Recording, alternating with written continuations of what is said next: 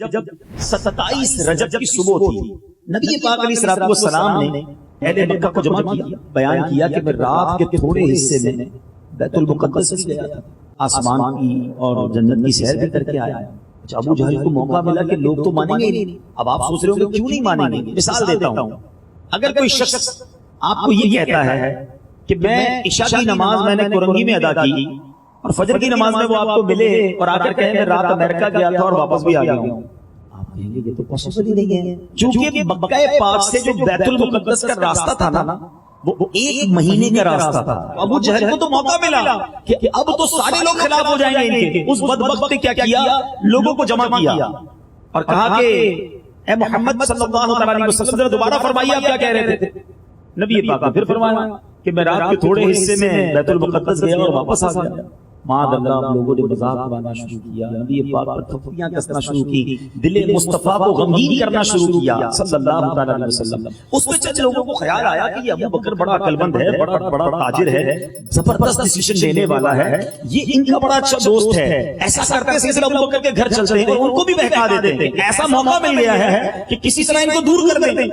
فوراً گئے صدیق اکبر کے دروازے پر اور دروازہ کھٹکھٹایا کہ اے ابو بکر تم جانتے ہو تمہارے نبی کیا کہتے ہیں؟ کیا کہتے ہیں؟ کہ وہ کہتے ہیں رات کے تھوڑے حصے میں مکہ پاک سے بیت المقدس گئے اور بیت المقدس سے واپس بھی آ گئے۔ ابو بکر صدیق کہتے ہیں کیا واقعی میرے آقا یہ کہتے ہیں؟ کہاں اے ابو بکر تمہارے نبی یہ کہتے ہیں؟ اچھا جب یہ سوال جواب ہو رہا ہوگا، ہو سکتا ہے اس وقت جو موجود لوگ تھے ان کو لگا ہوگا کہ لگتا ہے کچھ ہیزیٹیشن آ رہا ہے، کچھ کنفیوژن ہے، کہتے ہیں ہاں وہ یہ کہہ رہے ہیں۔ صدیق اکبر رضی اللہ عنہ نے جواب کیا دیا؟